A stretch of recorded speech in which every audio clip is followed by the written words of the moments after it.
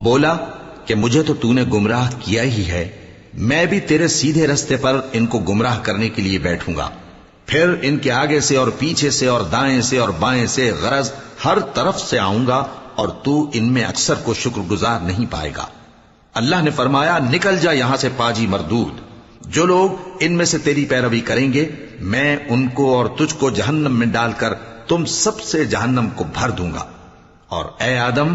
تم اور تمہاری بیوی بہشت میں رہو سہو، اور جہاں سے چاہو اور جو چاہو نوش جان کرو،